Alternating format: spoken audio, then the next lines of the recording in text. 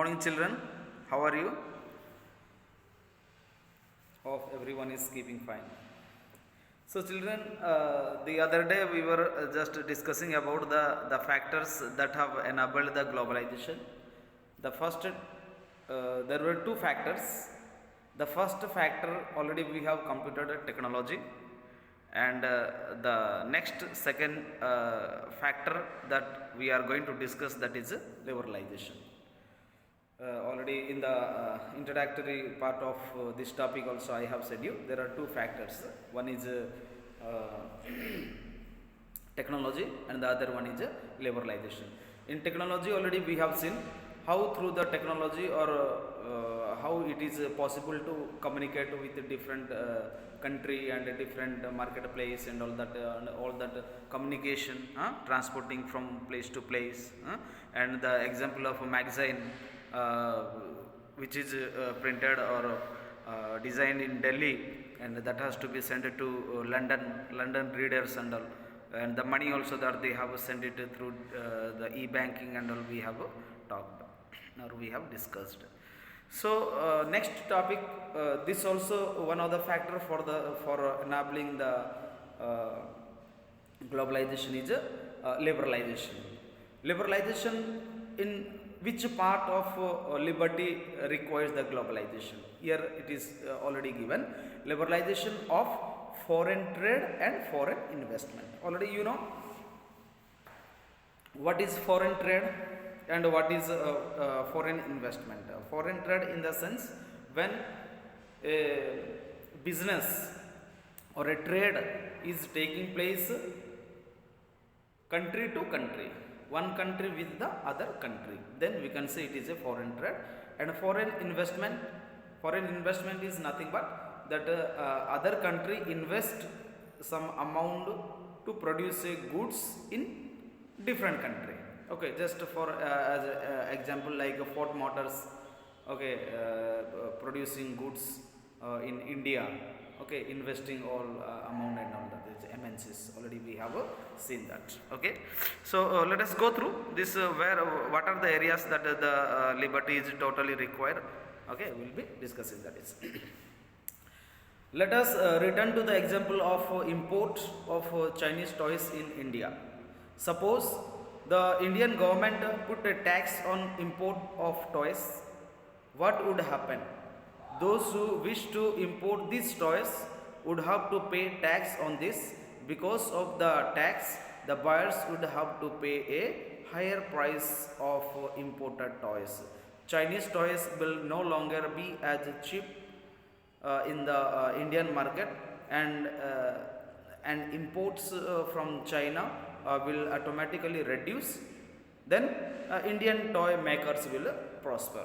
So definitely one of the case study we have studied, that is how Chinese toys have brought to India, and they are totally selling in India. That already we have seen that is.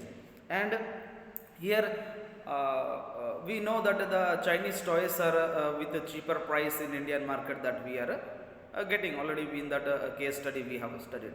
But how it is possible to get with the cheapest price of the toys, such a designed and a beautiful look, the different toys that we are getting? Because the country have not made any type of taxes upon the importing of goods from China or importing of the toys from China.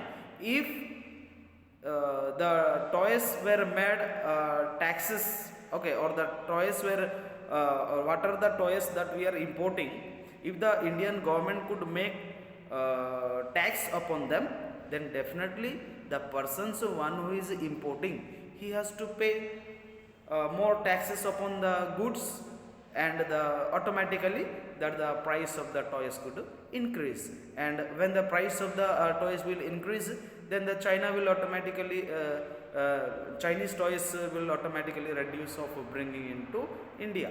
And when it reduces, then definitely the Indian toy makers will prosper or they will develop. So this is what could happen. But till then, since we are in the globalization and the import and export with many countries that is being taking place, so that the things are being available over in India, that we know. Its main important thing already we have studied, that is to import or export the goods and all that is. When it is done, the product of a country will definitely improve.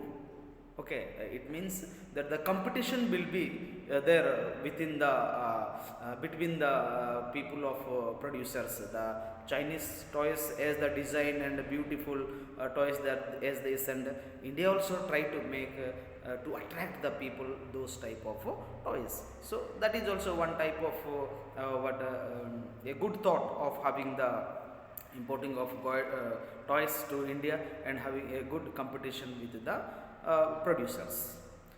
So what is this tax? Tax on imports is an example of trade barriers. Tax is nothing but it is a type of barriers. Okay, it is a type of barriers. It is also called a barrier because some restriction has been set up, some restriction that we could make it. When we say it is if a tax or a barrier, trade barrier we make, it means it is like some type of restriction that we could see. The governments can use the trade barriers in increase or decrease or the foreign trade and to decide what kind of goods and how much of each should come into the country. So the government should decide, government should make it whether this goods whatever that we are importing, that is in that what how much type of quantity that is required for the country, or what type of goods that is required, what kind of goods that is required, that also that the government will decide. And the government decides, then after that he makes what are the things that is required for the people. So when we just think about the after the independence, what happens, the country did the country soon after the independence have joined in the global market, or why or not joined, or why it has not joined and all that already we know, we have discussed in the classes or in the introductory part when we are studying, that I have already said you, but till it is some of the information is given, let us look at. The Indian government after the independence had put the barriers to the foreign trade and foreign investment. With the two things, foreign trade and foreign investment, the Indian government have made some barriers in the sense some restriction.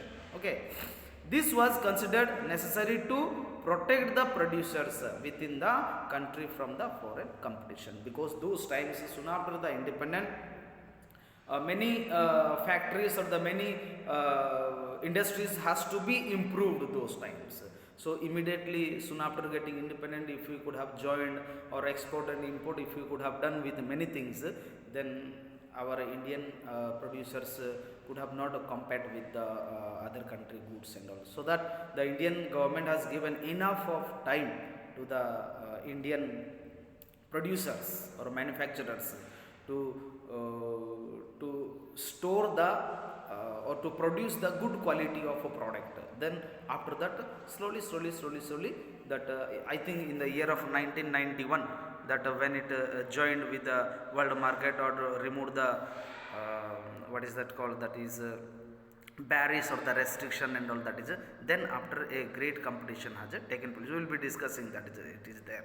Only the essential items such as that the machinery, fertilizer and petroleum, these are only the materials or the goods that were being imported in the time of independence. That is because already I have said you in the classes we have discussed, that is certain amount of goods we not totally have a ban of importing the goods, but certain goods which is not available in our country, which is really necessary for the country, has been imported, like machinery things,